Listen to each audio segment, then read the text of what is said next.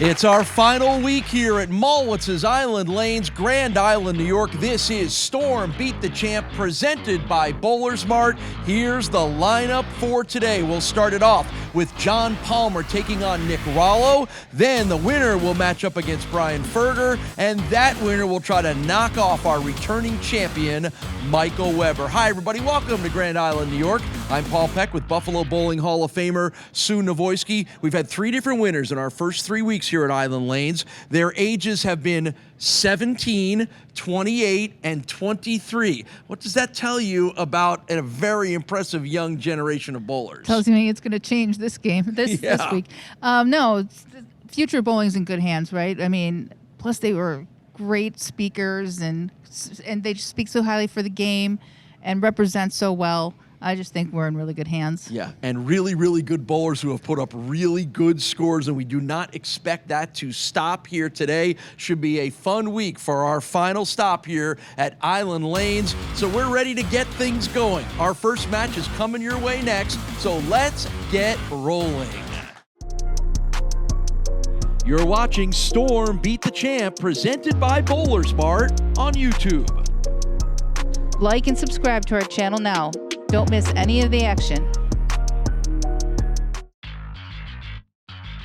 Beat the Champ is sponsored by Storm, the Bowlers Company. By BowlersMart, trusted by bowlers around the world since 2004. By Latina Boulevard Foods, your favorite family in food distribution. And by Go Bowling. For friends and family fun, log on to GoBowlingNewYork.com to find a center near you.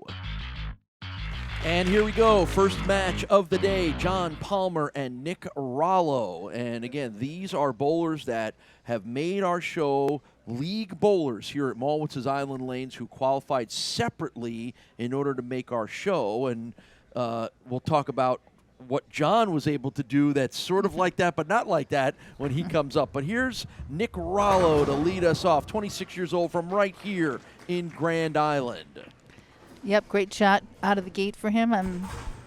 He doesn't look nervous, but I'm sure he's a little bit nervous. Oh, I mean, he looks cool and stuffy, doesn't he? Yep, he made it out of the Monday Night League here, and we got a couple guys from the Monday Night League actually that made it out. This is the fun thing part about what we do with our show here is that the 4th show in our month-long stay at every bowling center is strictly open to league bowlers only. Right? They must be a league bowler in order to qualify. Now, all that said, John Palmer, if you are eagle-eyed and a regular viewer of the show, he was on our first show 3 weeks ago because he qualified outside the league bowling part and made the show, but then qualified as a regular league bowler here and made it as well. It hasn't happened a lot. We haven't had a lot of bowlers who made a show and then the league show because they were just bowling really well. Right. And again, if you're really eagle-eyed, you know that John changed his shirt from the first time we had him on. Scoring and stats for today's show are powered by Duff's Famous Wings. Over 56 years of Buffalo tradition. Well, that shirt wasn't lucky for him, so he had to find a different one. He had a blue shirt on, and it did not go well, and that he lost his first match to the red-hot John Coram, the youngster. So we'll see if red is the color of victory today for John Palmer. And again, here's the advantage. John's a really good bowler. He was good enough to qualify for our show. You'd think he would be their favorite here amongst the league bowlers for that reason, but we'll find out. And a little bit more experience, which we talk about how much that matters. And that was a great shot right there, the tap of the 9-pin, which is always so annoying for us bowlers when you throw a perfect shot and something's still staring at you. And there you go. So it's a strike spare to begin with for the 51-year-old John Palmer from Cheektowaga, New York. And now we flip it back over to Nick. But to mention in the in-house qualifier, that those people that qualify in-house have their own separate squad. So you can come back and still bowl the other squads to make the other 3 shows. So it's always possible. And it's the 10-pin that won't cooperate in Nick's second frame. 4 career 300s and a high 845 series for Nick Rallo, who works in medical sales. Yeah, Nick is playing very straight up. He's going for the rocket to the pocket. Is that a Rob Piccoli reference you just made there? And it's 2 spares and 2 frames for Nick Rallo. And he'll spin over to the other side here. Throws it good though. I mean, that's a big high set he has there. 845. Oh yeah, sure is. Bowled at Canisius High School here in the Buffalo area and helped make them a Catholic League champion back in 2017.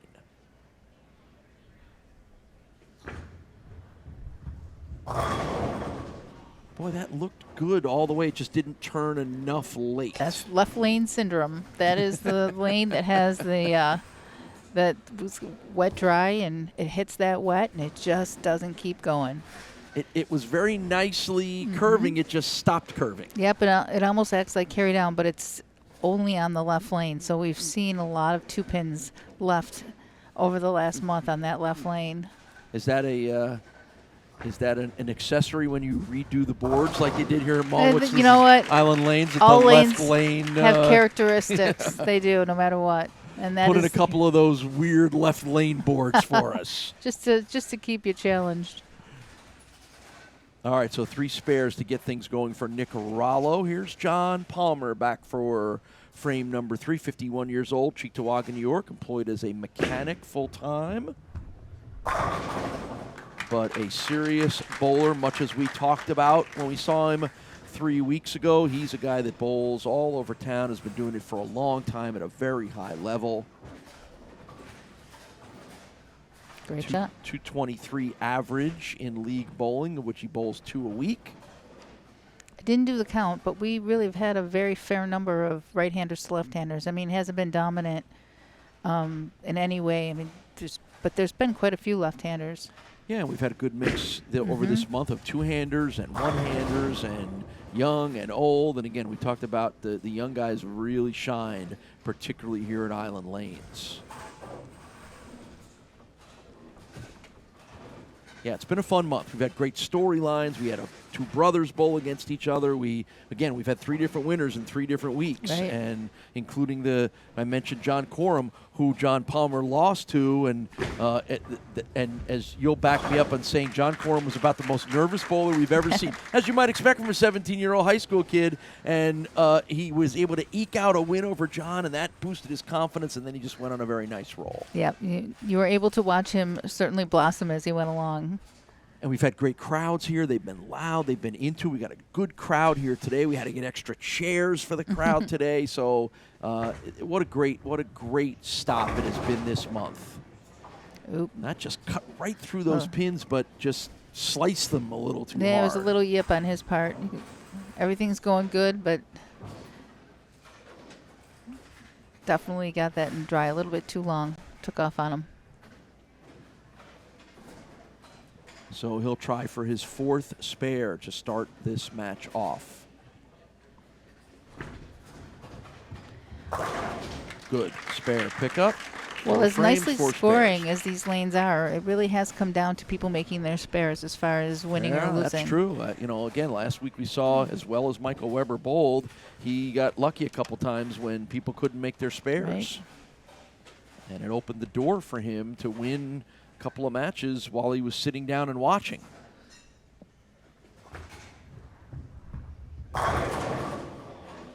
Another tap. Yeah, I think you can kind of, even from behind, you see the head hanging a little bit for Nick. That's frustrating. He's like, what's it going to take to get all 10 down in one shot? It just went right by the 8 Yeah. pin. Well, there you go. Boy, that ball missed by quite a bit, actually. That ball went Did it? straight back, yeah. Our reaction shots are just the best. And that thanks to the bowlers and their reactions.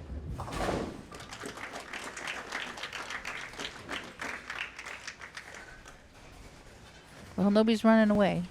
Is there ever a point in your bowling career where somebody, and I don't know, don't react so much or don't show so much emotion? Is that ever something that ever comes up? Or do people just let you be who you are? Oh, people let you be who you are. in my experience with my teams, I mean, I've had, I bowl with Liz Johnson, and Liz Johnson is stoic. She's a cool customer. Absolutely. You will not know looking down the lanes how she's bowling. It's like she could have the front 9 strikes, she could have the front 9 opens. You wouldn't be able to know one way or the other. And then I've bowled with Michelle Sterner, my doubles partner for years, and you will know exactly what's going on with Michelle while she's bowling. So. And we see that in our bowlers here on a regular basis. Some guys, you can just watch them. We can show you that reaction shot and never show you the pins, and you'll know exactly what happened. Let me tell you, when you bowl in team event, though, the more excited somebody gets, the better. Yeah, I would think that the team is a different dynamic, right? Yeah. Speaking of dynamics, John Palmer's got the dynamics down on a couple of strikes in a row. We'll see how he finishes off when we return. I like storm bowling. I love Storm for so many reasons. What I love about Storm the most has got to be the people we have. I win with them more. The people at Storm really care about the sport, and they truly are the bowlers company. I get to live out my dream and bowl on tour, and that's all because of one company. The willingness and the strive for excellence in winning. It's all about winning. Presented by BowlersMart. Plenty of options. Chamois, jerseys, balls bags, and shoes. The highest quality products you'll find on the market, and here at BowlersMart, we make sure to find the correct access point of any bowler to maximize their benefits from our products and ensure a great experience. Stop by today and let us help you, because at BowlersMart, every bowler matters.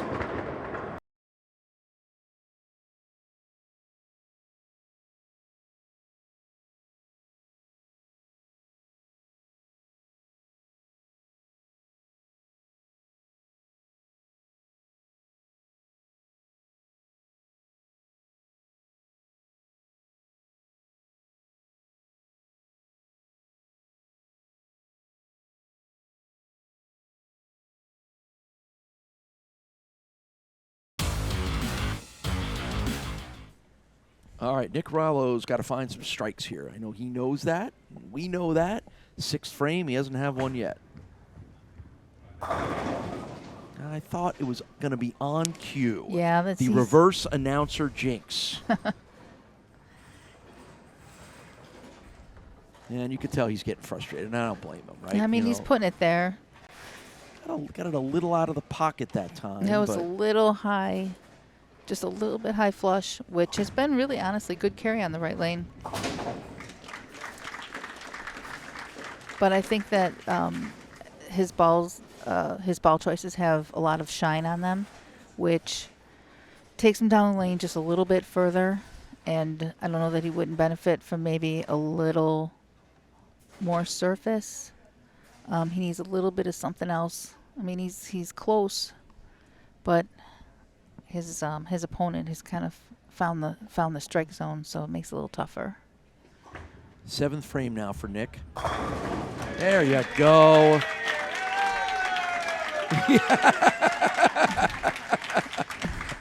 The crowd kind of egged him on, and he completely responded correctly. Well, to me, there was no doubt that one was going to strike. That one started up just a little bit sooner, and it hit the pocket the way it was supposed to. Yeah, it took him 7 frames to get there. 7th frame now for John Palmer, working a double. Make it 3 in a row.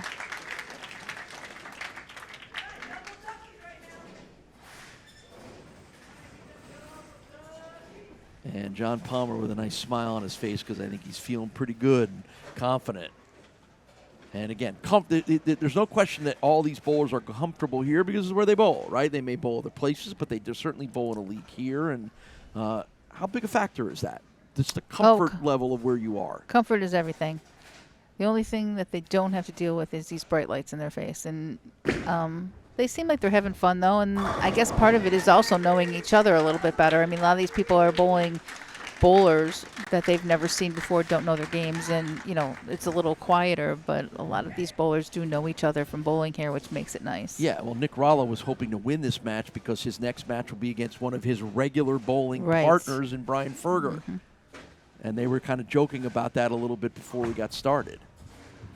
Well, there you go. Right now, net's double for Nick Rallo, but the problem is John Palmer's working 4 in a row right now. Right. He's 28 down, not completely out of question, but only a couple frames left.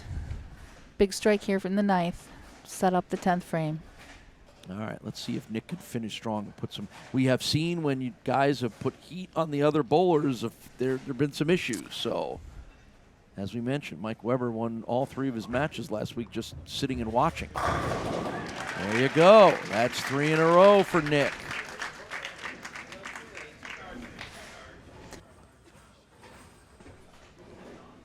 And now a little bit of the pressure slips back to his competitor, John Palmer. This is a big one for him right here. Nice. How about 5 in a row? I guess some of that experience from bowling the first show is coming back to help him. Again, that hasn't happened a lot on our show here. It's happened a few times, but, again, that just tells you that there's a comfort factor, and there's a guy that's locked in good enough to bowl completely separate qualifiers and bowl well enough against the competition to make our show twice.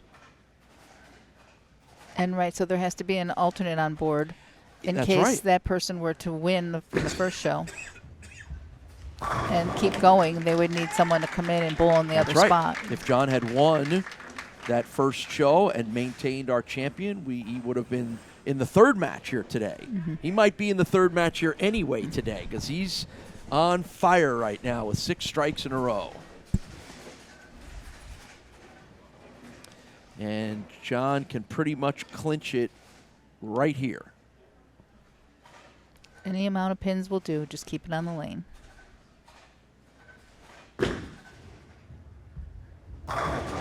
And it is 7th heaven, 7 in a row, and a win clinched for John Palmer. Smile a little, John. A little, just a little. There it is. Okay, there we go. That's good.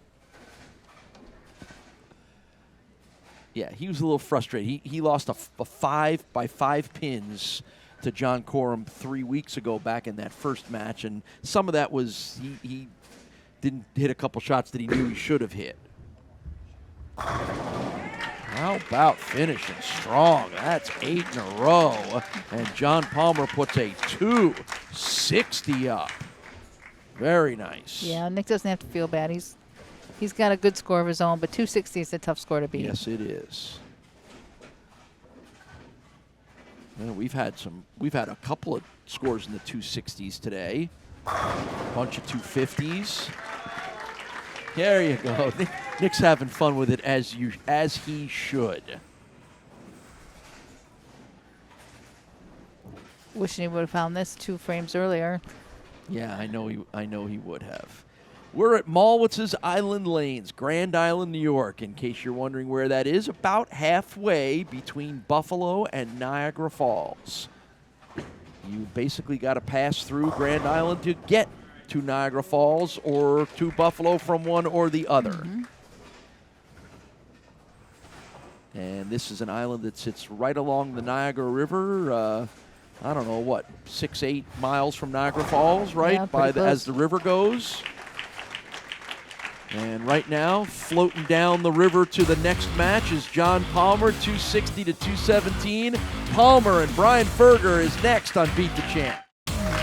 Well, after that impressive win in match number 1, John Palmer will now take on Brian Ferger in match number 2 with the winner to advance to knock off our returning champion, Michael Weber. And it'll be Brian Ferger, 44 years old, from Buffalo, New York, with a 219 league average that will get us started.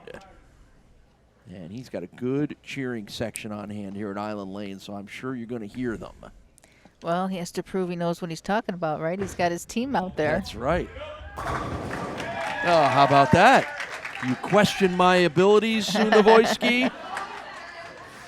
And there you can see he is the girls bowling coach at local Niagara Wheatfield High School. You saw them sitting in the front row there with the Go Brian sign, and we'll get a Wearing their close-up. uniforms. Wearing their uniform. We'll get a good shot of them coming up when Brian returns. So, boy, very impressive, ending with 8 consecutive strikes for John Palmer on the way to that 260, and both guys look like they are locked in.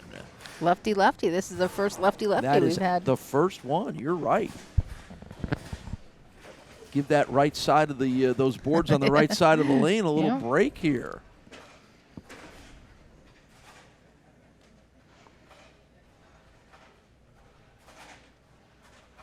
And we have talked throughout the month here that one of the interesting challenges, something we don't see very often, is these boards, the synthetic boards that make up the lanes here at Island Lanes, are only about a year old, and there's characteristics that come with new boards that the bowlers have had to adjust to. Yeah, well, the bowlers that had bowled here for years bowled on, old wood lanes, and the transition between what they had bowled on and what they went to is like extreme. And that's a big transition, right? Is. That's like going from grass to artificial turf and playing football or baseball. Yeah, it's as big as it gets, and it's like I said, in show 1, when you go to get your equipment drilled up, because equipment is super important. There they are. Yeah, there's the Niagara Wheatfield High School girls bowling team cheering on their coach. Yep. Equipment is so important in this game that where you bowl and what you bowl on is critical information for the person drilling your bowling ball. So that's the biggest transition that any bowler is going to have in lane conditions, to go from either wood to synthetic or synthetic to wood. Sure. I've had teams come over, give me a call, and the first thing I tell them is, you're going to need different equipment than where you came from. It's real important to know so that you're not unhappy when you bowl in a bowling center. It's all manageable. You just have to have the right equipment in your hand. Without getting too specific, what are the differences? What does synthetic want and need that wood doesn't, and vice versa? Well, synthetic is plastic, and plastic skids. So you put the oil on it, and the ball just slides. Where wood absorbs the oil, and it's porous, so the ball will hook earlier, and it'll start to make its move earlier. It's just the exact opposite. It'll spray down the lane on plastic. It'll start to read the lane on wood. Nice shot. That's the first non-strike here in this match from John, who will have to take care of the 7-pin. Does anybody still do wood lanes anymore? Well, I have wood lanes, yeah. But I mean, does you still do, not that you don't have them, does anyone still do them anymore? Not that I know of. Like if you were going to replace yours, that's a you'd good question. replace them with synthetic, I right? would absolutely do that, yes. Yeah. Just because they wear better and they hold up better. They would.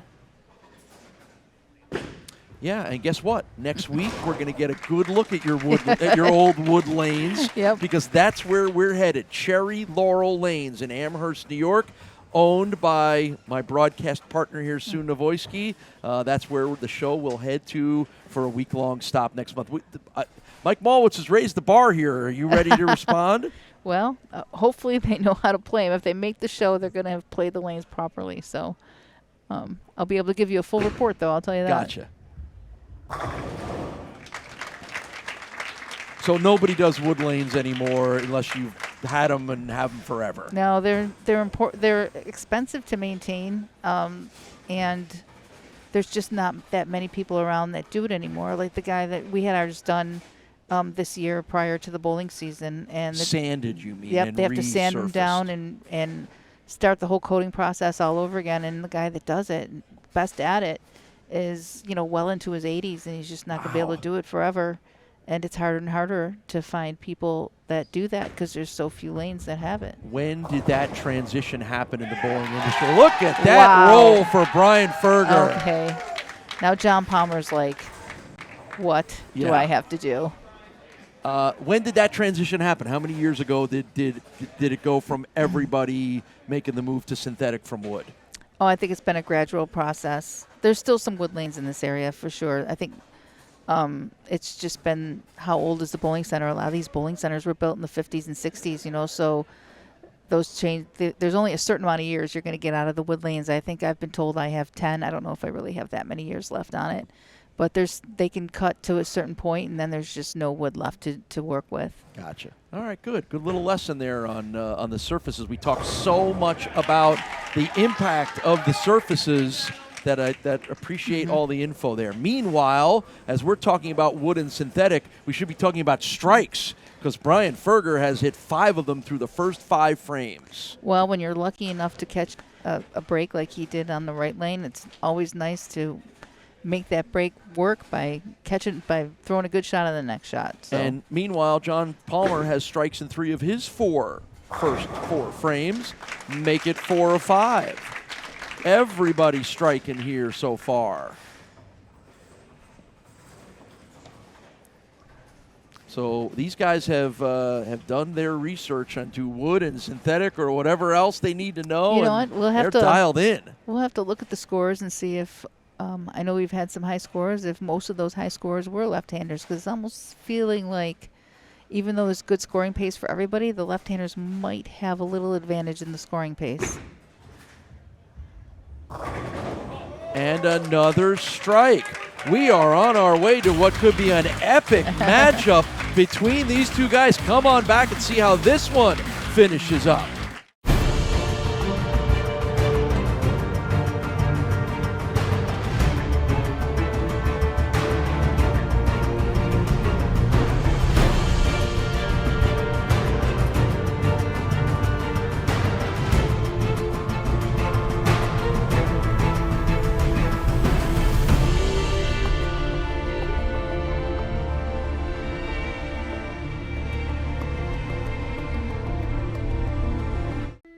The Western New York area has long been considered one of the best anywhere for the sport of bowling. And no matter where you live, we have lanes nearby. For top competition, Fun with family and friends, great food and drink, or just a night out, we got you. We are the Bowling Proprietors of Western New York. Stop in and enjoy our sport today. 12X Tech Bowling Supplies is committed to continuing the decades-long tradition of excellence established by the DeSanto family. We are the ultimate destination for customer service, experience, and product variety. We offer an extensive inventory of balls, bags, shoes, and accessories. Our unique fitting and drilling process, combined with our in-house lane, ensures a perfect fit every time. With a range of repair and maintenance services, we can help keep your gear performing at its best. Consult our team today at 1000 Highland Drive in the J. Scuddy South Plaza, conveniently located off of 390 in Henrietta. 6th frame for Brian Ferger, perfect through 5. He's got 14 career 300 games and a high 836 series, bowled right here at Island Lanes. Tonawanda, New York USBC Bowler of the Year last year, and 2023 Tonawanda USBC City Tournament Champion. So this is a real dude, and he is putting on a real dude show right now. Yep, he can't let his girls down. You know, I have to tell you, when you're bowling and the person is pushing you, you're not really thinking about the amount of strikes that you have in a row. You're thinking, I have to strike on this shot. And it actually makes it less conscious of how many strikes you really have in a row, because you really have to, he's really being pushed to have to strike on every shot. Well, he's got 6 in a row right now, and the Go Brian signs and crowd are pushing him to success right now. And the streak comes to an end. That was a little slow.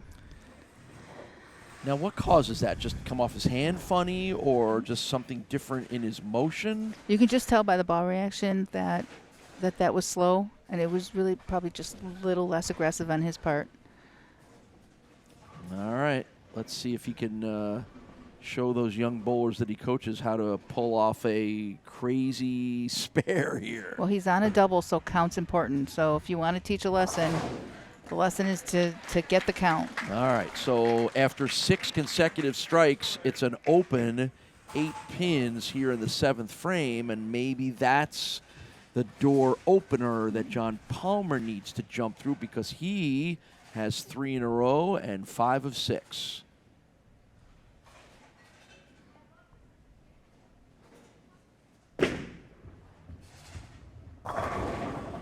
How about 4 in a row? He can take the lead here with a strike. How fast? Actually, he takes the lead. Either as long as he marks, he takes the lead in the match. How fast things change. You got one guy who starts with 6 straight strikes, and here we are in the 7th frame, and somebody can take the lead back from him.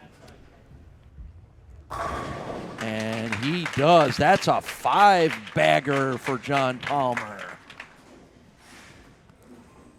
Yep, and a 17-pin lead. What a turnaround. Incredible, huh?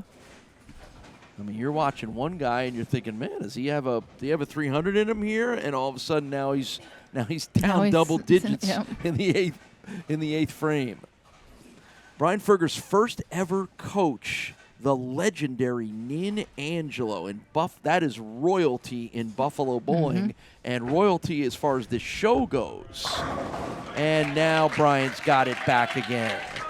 Remember, this show, Beat the Champ, dates back to the 1960s, and the all-time record for consecutive weeks won is Nin Angelo with 19 in a row in 1970 and 1971. No one has ever won more weeks in a row than Nin Angelo's 19, and that is why he is, if there's like, if Beat the Champ had like a Mount Rushmore or like a crest, Nin Angelo's smiling face would be on it.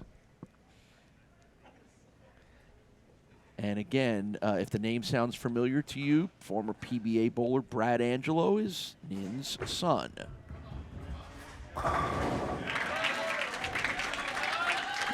That's a good question. I'm not going to hit you up with maybe next week when you're in your home turf. We're going to ask you who's on the Beat the Champ Mount Rushmore of bowlers.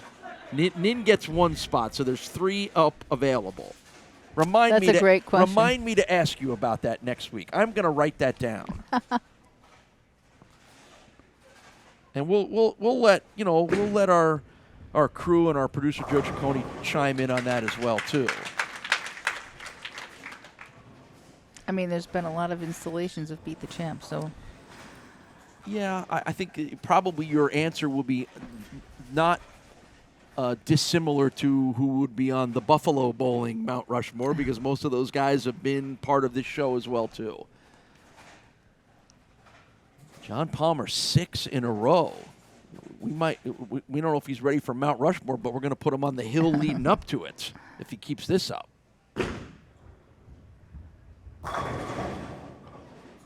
And the streak comes to an end here in the 10th frame.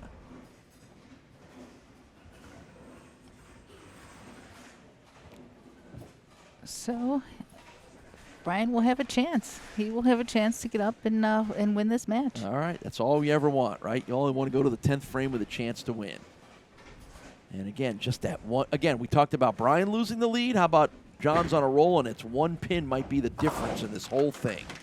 Great spare, because he definitely wants to force Brian to get up and double, and he needed that spare to do that. Yep.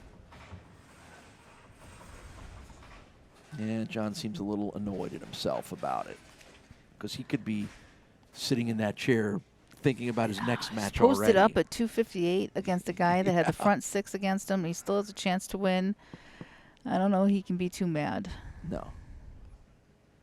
These corner pins have been a nemesis all month long. And how about that for finishing strong?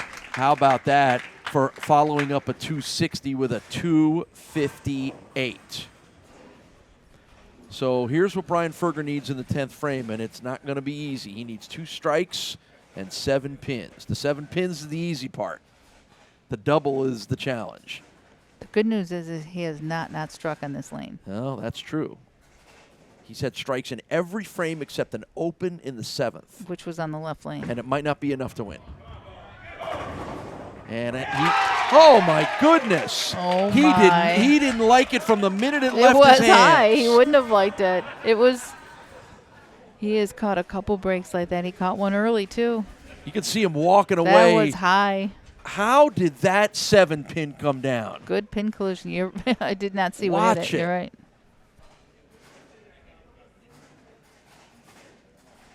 Look at him. He knows. He knew he wasn't happy. Thank you very much. Oh, that got a love tap. Yeah, sure did. All right, one strike down. He needs this one. That one looked better all the way.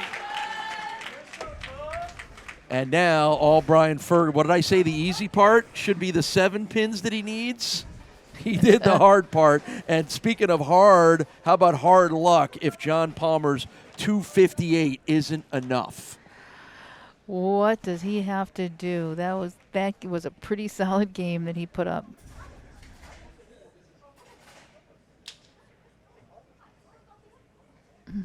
All right, let's see. 7 pins to win for Brian Ferger and send him off to our championship match.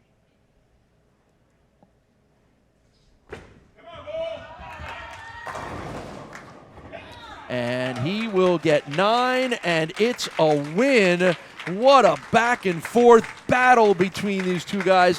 How about 261 to 258? And celebration for Brian Ferger. He's got one more match in him. Come on back. You're watching Storm Beat the Champ, presented by BowlersMart on YouTube. Like and subscribe to our channel now. Don't miss any of the action. It's our championship match. Michael Weber and Brian Ferger to crown a champion. Will it be our first repeat champion in Michael Weber here at Island Lanes, or will we go 4 weeks with 4 champions? We're about to find out. And if Brian Ferger can continue what he did by throwing that 261 in the match before, then he has got just as good a chance of doing it. Great observation there. We really have had a different winner every week. Yeah. And boy, is there a worse omen in your first frame to leave a 7-10? I guess if you're going to leave it, that's where you want to leave it. Is that the bowling god saying, not today? But hey, a lot of time left, but that sets the kind of tone you do not want to set. And I think you saw Brian's reaction as any of us would react to it. You go from that could strike to, oh my God, please one or the other, and both of them is tough. All right, let's see what Michael can do with it.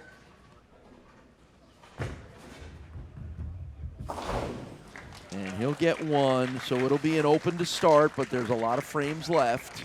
And here's a look at our returning champion, Michael Weber, 23 years old, from Tonawanda, New York. An impressive 239 current average. We'll talk a little more about some of his achievements, but he was really impressive last week in winning all 3 matches. He averaged 239 in those 3 wins. He throws it hard, he throws it fast, and he throws a lot of strikes. And he has a great attitude. You know, just talking to him, making the observation that it's just him against the lane, and it's just bowling, and he doesn't make more out of it than what it is. And, you know, that's pretty smart. Yeah, and he's bowled at high levels already at this early point in his career where I think maybe he learned some of that exact attitude. What was his quote? I think he said it more than one time to us when we talked to him at the end of last week's show. It's just bowling. And make no mistake, a lot goes into it. It's a very mental sport. It's a physical sport. And I guess having the confidence to just keep it as simple as you can work to your advantage. But he also has the right ball in his hand, and he's also making good shots. All right, let's see what Brian Ferger can do. Can he shake off that tough start?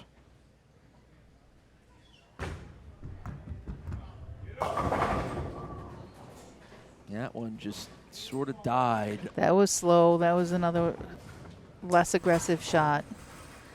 Maybe being a little tentative. You get a little scared by the 7-10. Inside of target.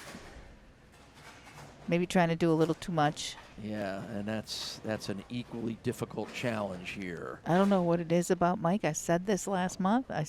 There is something intimidating about him, and he just makes shots and lets the other people make their mistakes. Wow. Great spare. What a spare pickup for Brian Ferger.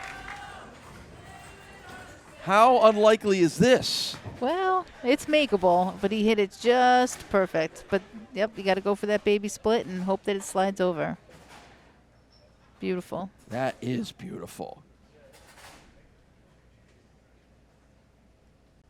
And there you go. How about the highs and the lows from one frame to another? Now he's feeling good again. Got the crowd right back in him, in on his side. Way, way to the right. Yeah, you missed that one.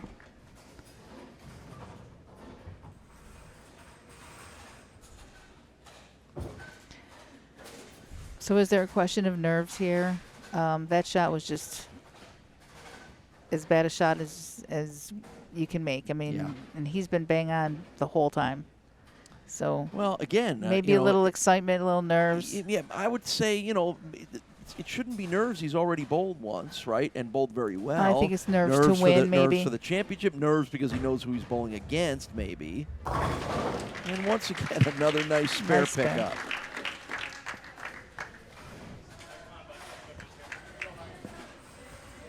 I don't know. Maybe the man in black is a little intimidating right here, huh? From top to bottom, right? Yep. Maybe Michael Weber, and he doesn't seem like that kind of guy at all, but maybe just a little intimidating right now.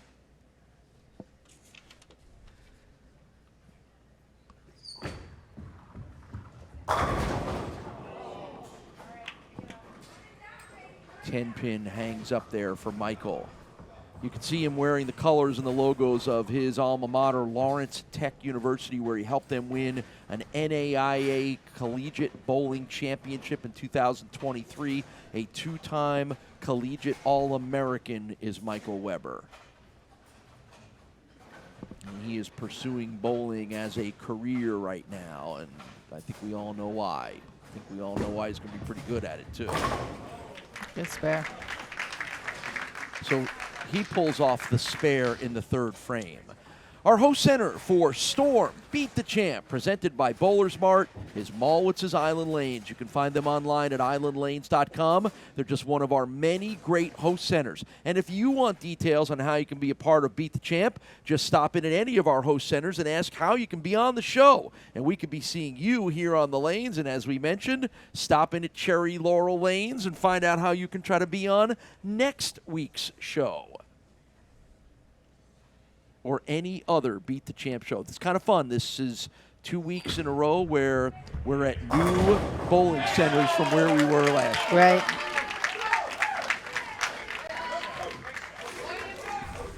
Another strike for Michael Weber. Man, did that pin go all the way across the deck? Oh, yeah, that was the messenger coming across, taking that out.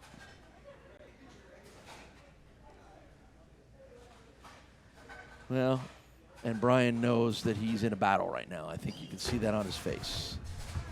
And that's a good answer. First strike of the match.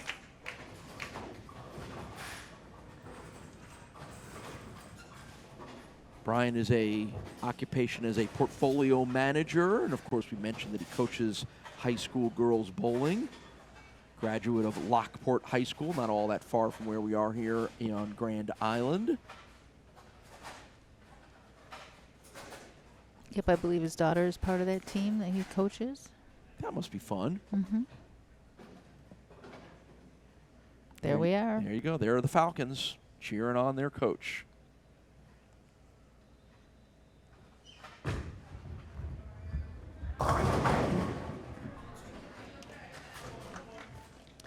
Yeah, and you kind of feel like Brian's skittishing a little bit here, struggling a little bit after almost everything went right, minus one frame in the previous match. I feel like there's a little nerves involved here, bowling for the title.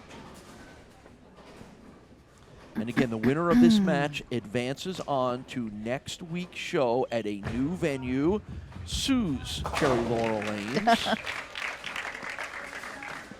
I haven't figured out whether you're going to be overly excited that we're in your place or you're going to be worrying about 50 other things other than the show, making sure that the show is perfect. Well, next fortunately, week. I have a partner, and that's going to be his job to take care of. Okay, you sure? You promise?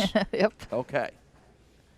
Because I feel like I know you, and I feel like I'm going to be a little worried that someone's drink isn't filled, and you're going to be looking over there wondering who's going to take care of that. Nope, his name is Aaron, and he's the go-to person next week. Well, Aaron's the right go-to person to handle that. All right, first little challenging spare pickup for Michael Weber here in the 5th frame.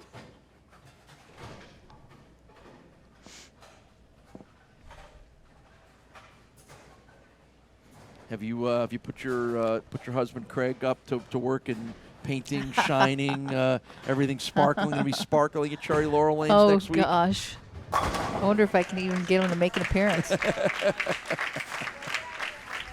Still trying to get Marty Baron on. Hey, that would be fun. Tell Craig to bring show off his Stanley Cup rings a little bit, and bring his buddies, any of his other hockey buddies, along with him as well. Marty was a good bowler in his day.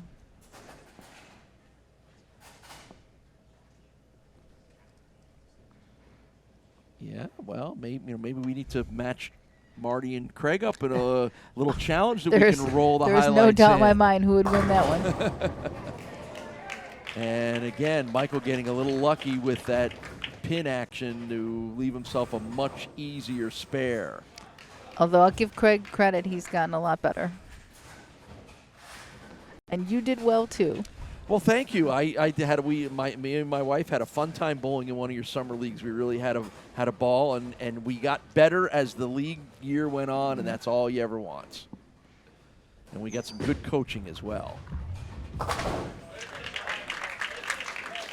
All right, we're headed down the stretch of our championship match here. Who's going to be that winner that goes to Cherry Laurel Lanes? We'll find out.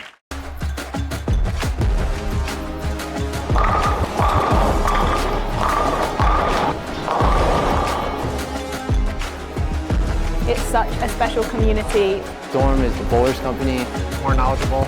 The company really cares about bowling. The products are great.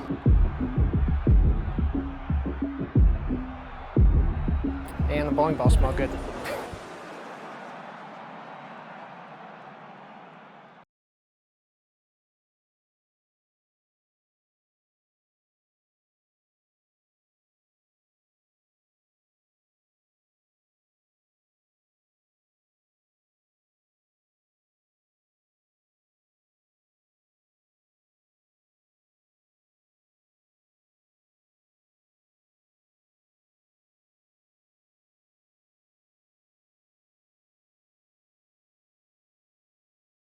XVII Tech Bowling Supplies is committed to continuing the decades-long tradition of excellence established by the DeSanto family.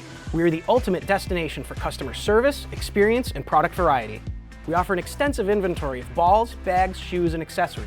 Our unique fitting and drilling process, combined with our in-house lane, ensures a perfect fit every time. With a range of repair and maintenance services, we can help keep your gear performing at its best. Consult our team today at 1000 Highland Drive in the J. Scuddy South Plaza, conveniently located off of 390 in Henrietta. All right, Brian Ferger now 6th frame. And if he wants to put a late frame run on Michael Weber, he's going to need a little better than that. Yep, it's not just, he's having a little funky ball reaction right now. It's just him or... Yeah, and I think the gesture there is like he's trying to figure out something's just not flowing right. I'm amazed at the one aspect of this sport, which is how quickly you can gain it or lose it. It feels like one game is short, but it can feel very, very long sometimes. Yeah, now, we've seen examples of guys even within one game lose it, but it feels like it's more of a game-to-game thing, right? Again, hey, there's no fooling anybody. Brian rolled the 261 10 minutes ago. Right. That's why, believe me, shooting 300 is a great accomplishment, but shooting 800 is that much harder because you're putting multiple games together, and there's adjustments always involved, and there's, transition, which is always a nightmare. So, these high scores or these big 850s and stuff like that, those are tough scores. And a nice pin slide takes it out. Strike in the 7th for Brian Ferger.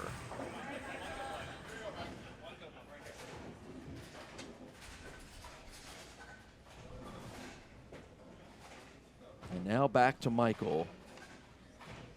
We mentioned on last week's show, he is coming off winning one of the most important and prestigious tournaments here in the Buffalo area. It's called the Obenauer Masters. It's a 4-day tournament, I think, if I'm right with that, where you just bowl a ton of games against really high-level competition, and whoever comes out on top of that has earned it. Among the best bowlers this town has ever had have called themselves champions, and here comes Michael Weber at 23 years old. He said he was in college. He wasn't even in Buffalo. He happened to be here in the summer. The tournament is in May. He decided to bowl it, and he wins it. And I think it was a huge confidence boost for him. And it's a double elimination tournament, so you have to lose twice. Mm-hmm. So,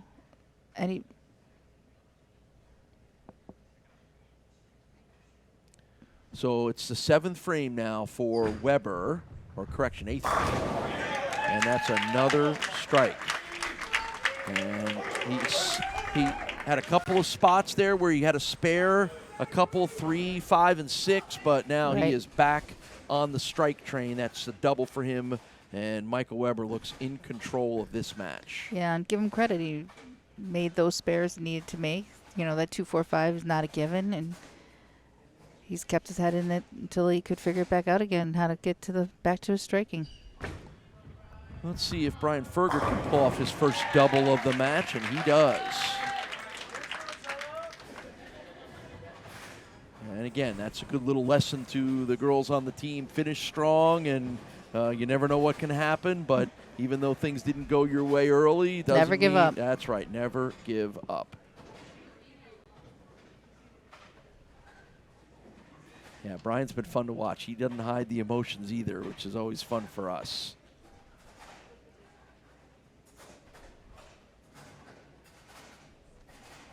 Ninth frame.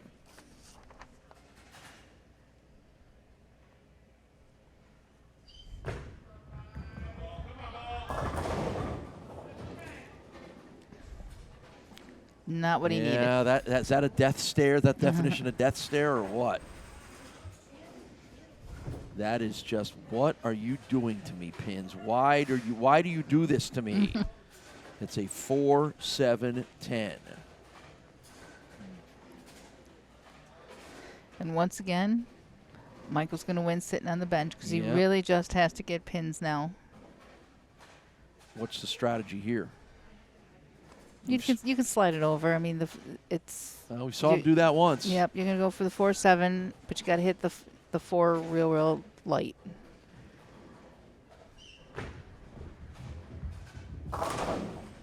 Well, and he just takes out the 4-7, so it'll be another open for Brian Ferger, and like you said, pretty much victory clinched while hanging out in those beautiful chairs here at Mallwitz's Island Lanes.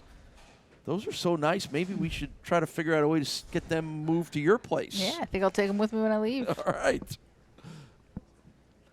The lap of luxury here for our bowlers. And that is it. 3 in a row, and that will clinch a victory for Michael Weber. So he joins our club as multiple week winners here on Beat the Champ. Everybody chasing Sam DeWitt III's record of 6 wins in a row. Well, right now it's 2 for Michael with a chance to tie that should he stay alive through all 4 weeks next month. We've seen that be done before. Wow, that was pretty. And a little bit of an exhale there for Michael Weber because he knows he's got this thing wrapped up. So I mean, this whole thing started with somebody missing a spare in the 10th frame. I mean, he had posted his score, and his opponent just needed a spare. Last week, yeah. And that's where this all started. And again, maybe that was just the break that he needed. Boy, is he finishing. He's sending a message to everybody at Cherry Laurel Lanes next month that he can bring that ball speed with him. He's going to need it. He's going to need it. But again, like you said, a little different. Going to be a different surface, different place, different oil conditions. A lot will be different, and that'll be the test of Michael Weber's skills to see whether he can adapt to another venue. But we know we're going to get another look at him next week. put everything into that one, didn't he? Yes, he did. I'm gonna finish big, and I'm gonna finish big with a 248 score. Oh, over to hug his mom. Nice. Very sweet. Very nice. And a good performance from Brian. He was fun to watch, and again, there's no doubt that a guy that bowls this well shouldn't try to qualify for the regular show. Agreed.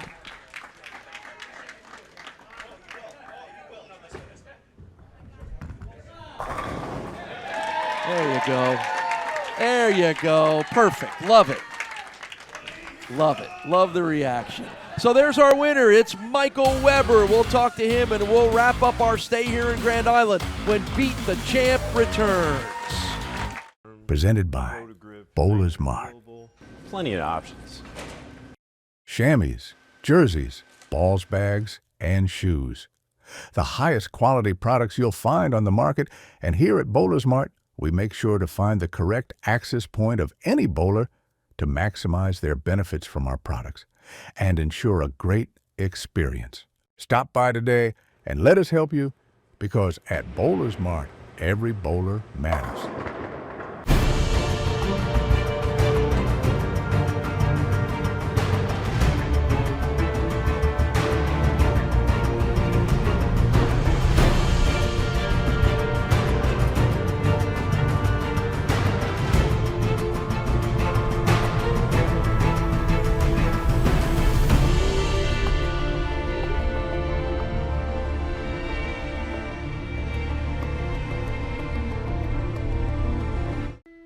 The Western New York area has long been considered one of the best anywhere for the sport of bowling. And no matter where you live, we have lanes nearby. For top competition, Fun with family and friends. great food and drink, or just a night out, we got you. We are The Bowling Proprietors Of Western New York. Stop in and enjoy our sport today. Beat the Champ is sponsored by Storm, the Bowlers Company. By BowlersMart, trusted by bowlers around the world since 2004. And by the Bowling Proprietors Association of Western New York. Stop in and enjoy our sport today. Well, Michael Weber finally cracked the code of repeat winning here at Island Lanes. How'd you do it? Me against the lanes, made just a bunch of micro adjustments out there. Just happy I got to throw the ball good. Yeah, and your competitor had a lot of the crowd on his side, so were you able to block all that out? Not that you didn't too, but... No, for sure. I got a lot of people supporting me back there. I appreciate everyone coming out. It was a great atmosphere. I love it. It was incredible. He is ready to pack up the bowling balls and move on to Cherry Laurel Lanes. We're going to see him next week. We'll see you next week as well when you join us on Storm Beat the Champ, presented by BowlersMart.